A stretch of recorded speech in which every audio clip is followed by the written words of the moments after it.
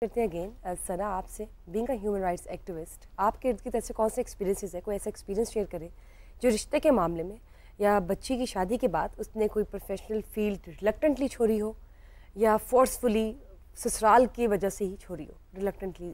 اچھا، میں اور کسی کی مثال نہیں دوں گی، میں اپنی ہی مثال یہاں پر کوٹ کروں گی کہ میں نے اپنا پروفیشن، اپنا پیج، اپنی ساری چیزیں شادی کے بعد بند کر دی تھی، کیونکہ مجھے لوگ سمجھتے شاید میڈیا کی خواتین ہیں تو یہ پتہ نہیں کیا کرتی ہیں یا کیا ان کے ذہن میں لوگوں کا جو ایک پرسیپشن بنا ہوا.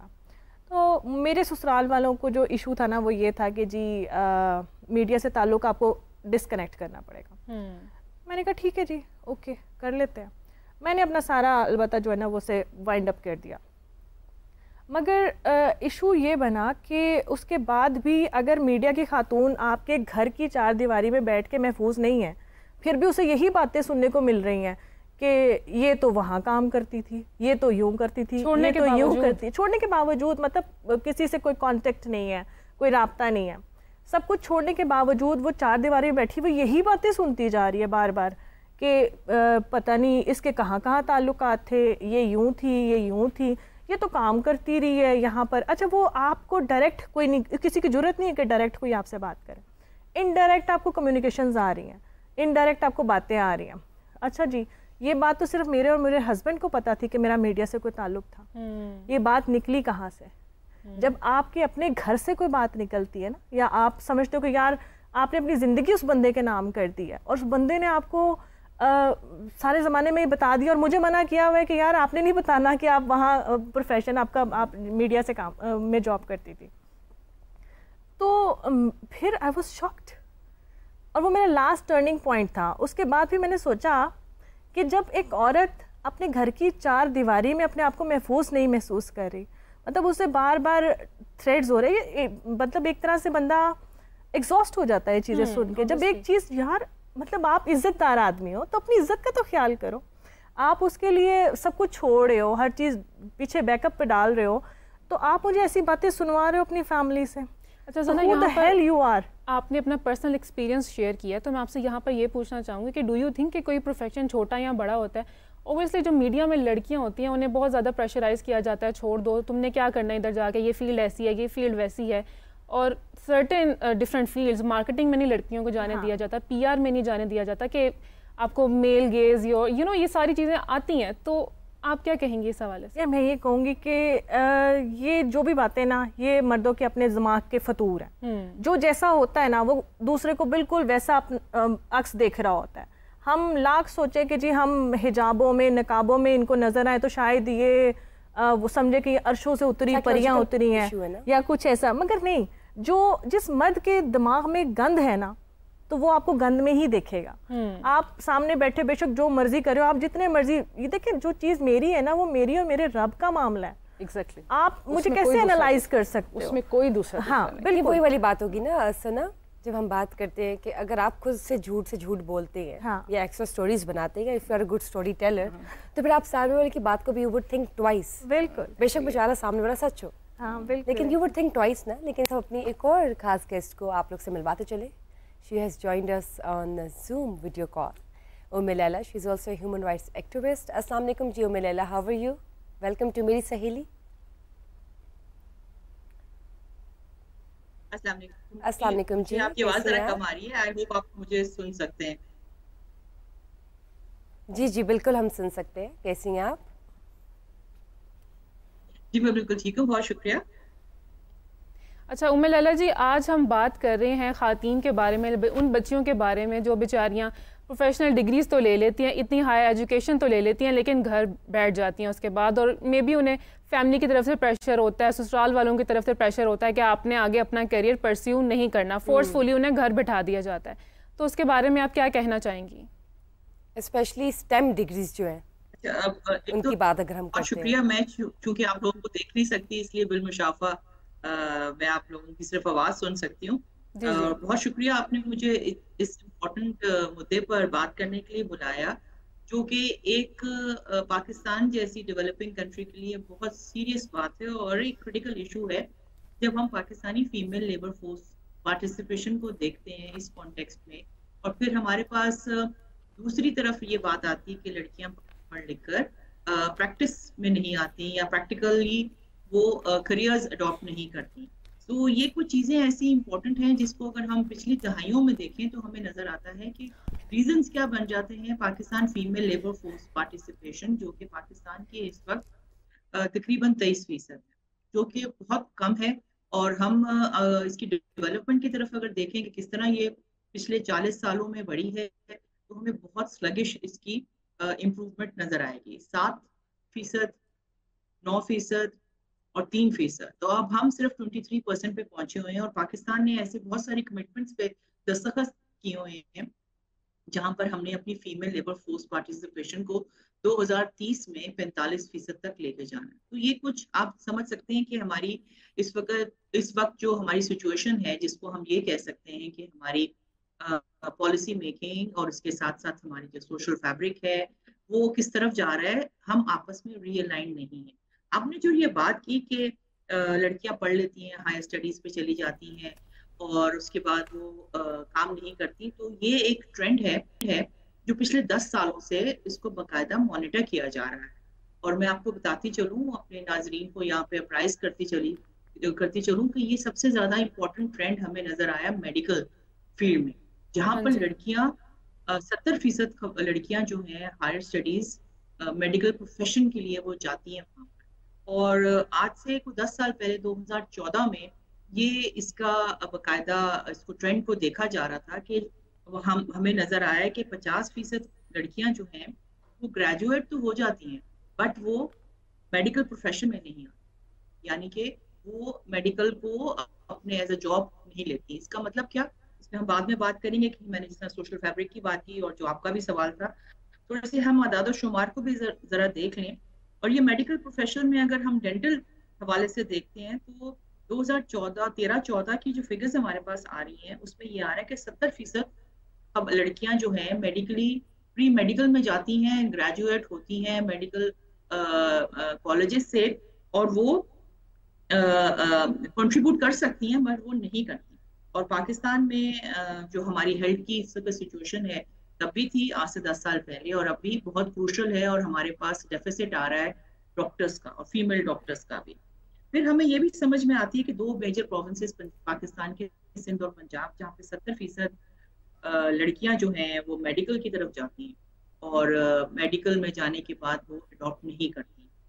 उसमें जो मेजर रीजन सामने आया वो ये आया कि या तो वो छोड़ के चली जाती हैं एक शादी के सिलसिले में, या वो अपनी मर्जी से प्रोफेशन को अडॉप्ट नहीं करती, या उनकी शादी करती जाती है।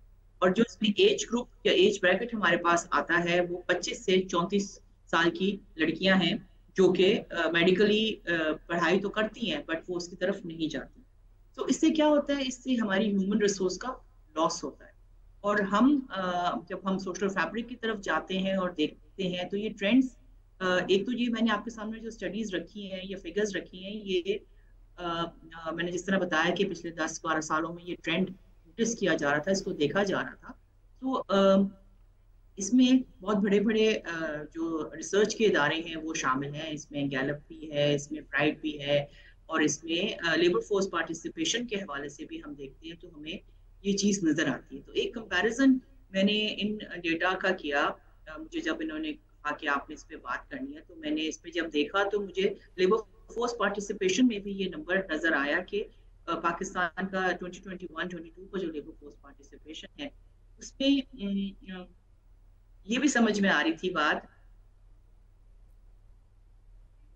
जो लड़कियां ग्रेजुएट हो रही हैं वो 65% जो हैं वो स्टेट ओन या डिफरेंट प्राइवेट मेडिकल फैसिलिटीज से वो ग्रेजुएट हो रही, और सिर्फ 14.9% यानी कि 15% डॉक्टर्स जो हैं उनके पास जॉब नहीं है, बल्कि जॉब ना होने की वजह पे भी हम बात कर सकते हैं कि उनके पास जॉब नहीं है, और वो एक अच्छा खासा नंबर बना लेती हैं। और इसका अगर हम कंपैरिजन करते हैं रूरल और अर्बन के साथ तो हमें ये भी नजर आता है कि जो अर्बन में जॉब अपॉर्चुनिटीज हैं और जो जॉब प्लेसमेंट है वो ज्यादा है एज कम्पेयर टू रूरल में ज्यादा है एज कम्पेयर टू अर्बन।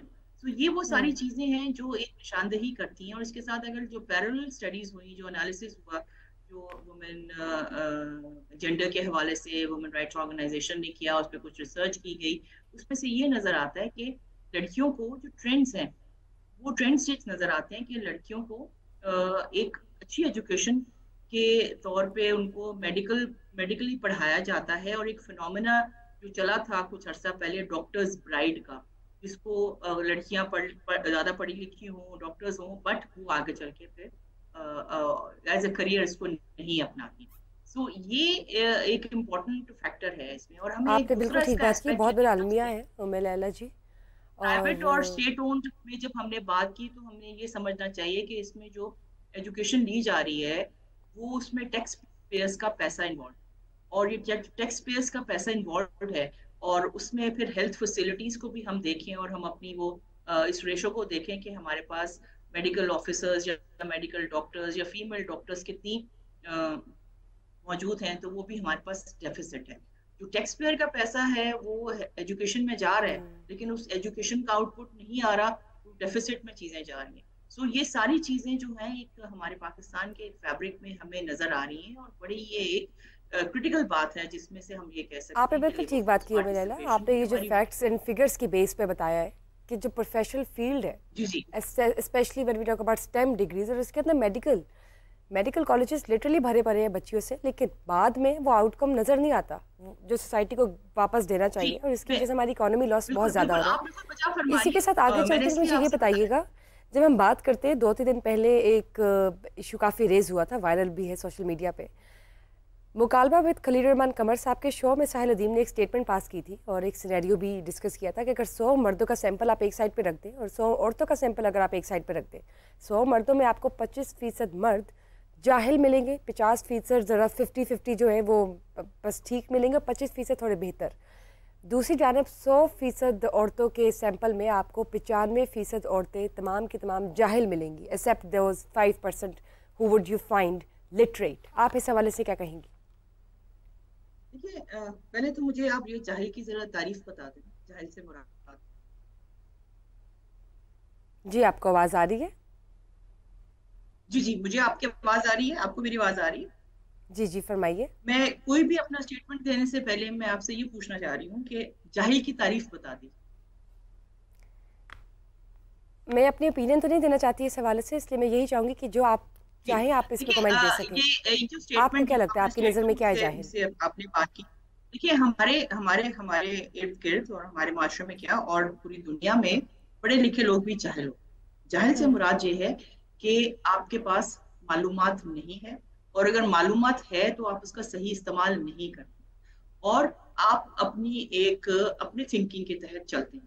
اب جو اسٹیٹمنٹ آپ نے جو میرے سامنے رکھی ہے, میرے بھی سوشل میڈیا سے گزری وہ باتیں ساری, اور وہ ایک فنومینا انہوں نے بتا دیا کہ جی یہ ہے. میں مانتی ہوں کہ عورتوں کے پاس تعلیم کم ہے, ان کے پاس معلومات کم ہے, اور ان کے پاس ریسورسز کم ہیں, اور اس کے ساتھ ساتھ اپرچونٹیز بھی کم ہیں. پاکستان جیسے ملک میں جب ہمارے انڈیکیٹرز صرف نیچے کی سطح پر 148, 157, 149 پہ چلتے ہیں تو ہم سمجھ سکتے ہیں کہ ہمارے انڈیکیٹرز کتنے لو, اور وہاں پر اتنی ساری چیزیں جب ہمیں نظر آ رہی ہوتی ہیں, وہاں تک رسائی ہونا اور رسائی ہونے کے بعد اس تعلیم کو استعمال کرنا, یہ ایک مشکل مرحلہ ہوتا ہے ایک لڑکی کے, اور اس کے اوپر جب سوسائٹی کا پریشر پڑتا ہے تو وہ بیک اپ ہو جاتی ہے, پیچھے کی طرف چلی جاتی ہے, وہ آگے نہیں بڑھ پاتی. یہ سارے سوشل فیبرک کے جو فیکٹرز ہیں ہم ان کو نظر انداز کر دیتے ہیں عورتوں کو آگے لانے کے لیے, عورتوں کو لیبر فورس پارٹیسپیشن کا حصہ بنانے کے لیے, اور مفروضوں پہ ہم بحث کرتے ہیں کہ فلاں بندہ جاہل ہے, فلاں بندہ لاہل. میں کتنے ہزاروں لوگوں کو جانتی ہوں جن کے پاس PhD کی ڈگری ہیں لیکن وہ ذہنی طور پر جاہل ہے. تو اس لیے یہ کسی کو ایک سٹگمیٹائز کر دینا, میں نہیں سمجھتی کہ آپ بغیر تحقیق کے کسی پہ یہ بات کریں.